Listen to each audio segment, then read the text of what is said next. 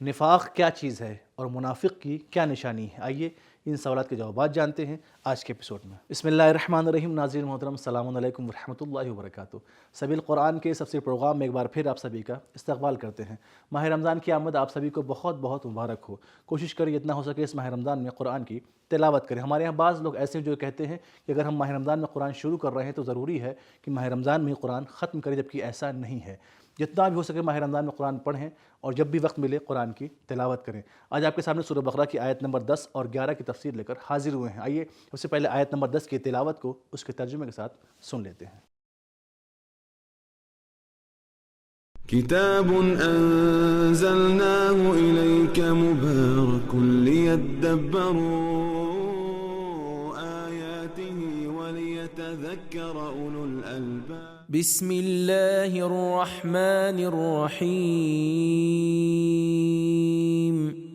في قلوبهم مرض فزادهم الله مرضا ولهم عذاب أليم بما كانوا يكذبون۔ ان منافقوں کے دلوں میں بیماری ہے، پس خداوند ان کی بیماری کو بڑھا دیتا ہے اور ان کے لیے دردناک عذاب ہے جو وہ ایمان کو ظاہر کرنے کے بارے میں جھوٹ بولا کرتے تھے۔ بہترین تلاوت اور اس کا ترجمہ سننے کے بعد آئیے اس آیت کے نکات کو بھی جان لیتے ہیں۔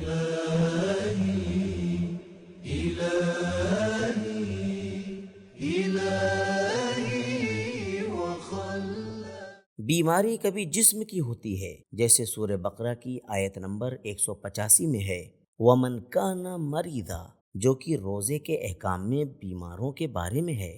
اور بیماری کبھی روح کی ہوتی ہے، جیسے اس آیت میں فی قلوبہم مرض، یہ بیماری نفاق کے بارے میں ہے۔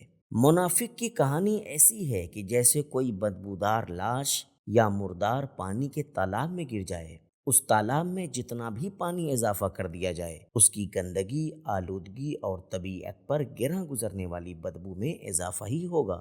نفاق بھی ایسے ہی مردار کی طرح ہے کہ اگر انسان کی روح یا دل میں باقی رہ جائے، اللہ تعالیٰ کی طرف سے کوئی بھی آیت یا حکم نازل ہو، منافق اس کے سامنے تسلیم ہونے کے بجائے صرف دکھاوا اور ریاکاری کرے گا۔ اس کے ذریعے وہ اپنے نفاق میں ایک قدم اور آگے کی طرف بڑھ جائے گا۔ یہ بیماری روح کے تمام اعمال و افکار کو ریاکارانہ اور منافقانہ بنا دے گی۔ یہ ایک طرح سے اس کی بیماری میں اضافہ ہے۔ فزادہم اللہ مرضا، شاید یہ جملہ فزادہم اللہ مرضا بد دعا ہو، جیسے قاتلہم اللہ، یعنی ابھی ان کے دلوں میں بیماری موجود ہے، خدا ان کی بیماری کو بڑھا دیتا ہے۔ اہم اور مفید نکات کو جان لینے کے بعد آئیے بہترین پیغامات کو بھی سن لیتے ہیں۔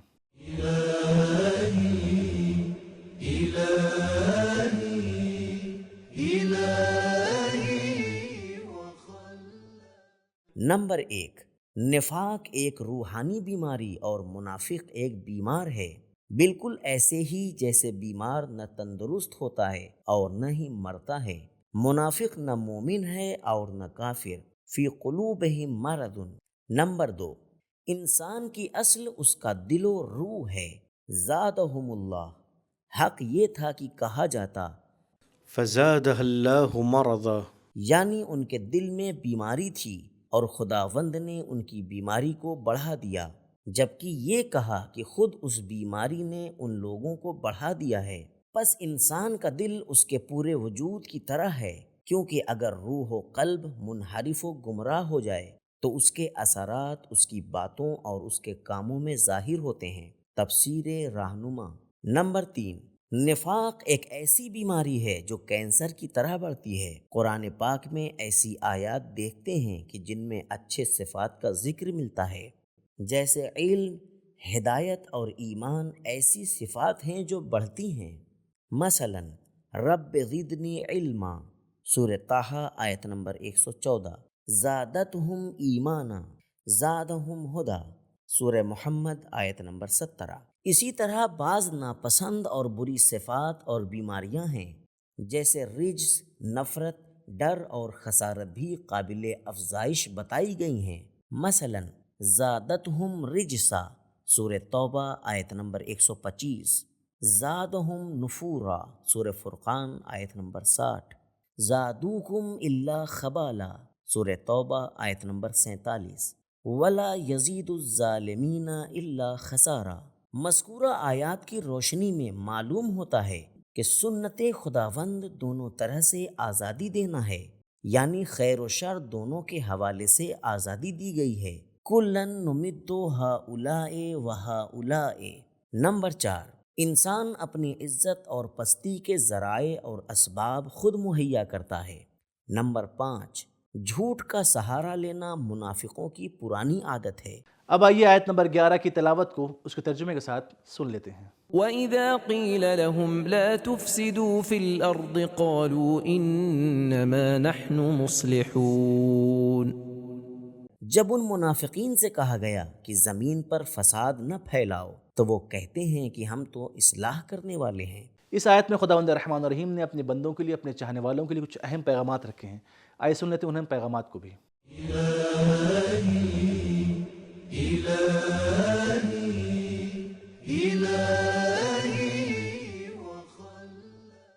نمبر 1، اگرچہ منافقین نصیحت قبول کرنے والے اور بات ماننے والے نہیں ہیں، لیکن پھر بھی بہتر ہے کہ انہیں موعظہ کیا جائے اور نہی عن المنکر کیا جائے۔ نمبر 2، نفاق فساد کا سبب ہے۔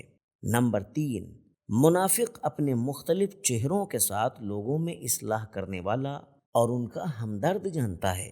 نمبر 4، منافق صرف اپنے آپ کو اصلاح کرنے والا سمجھتا ہے۔ انما نحن مصلحون۔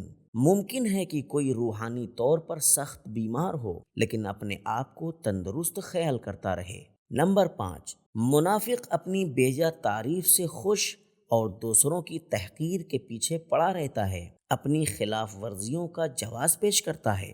تو ناظرین، ہم نے جانا کہ منافق ایک روحانی بیماری ہے۔ منافق ایک ایسا بیمار ہے جو نہ تندرست ہوتا ہے نہ مرتا ہے۔ منافق نہ کافر ہوتا ہے نہ مومن ہوتا ہے، اور منافق کی بہت ساری نشانیاں، جن میں سے ایک یہ ہے کہ منافق فاسد ہوتا ہے اور خود کو اصلاح کرنے والا سمجھتا ہے۔ تو ہمارا آج کا ایپیسوڈ ختم ہوا، ملتے ہیں اگلے ایپیسوڈ میں، تب تک کے لیے خدا حافظ۔ سبیل قرآن، قرآنی سماج کی پہچان۔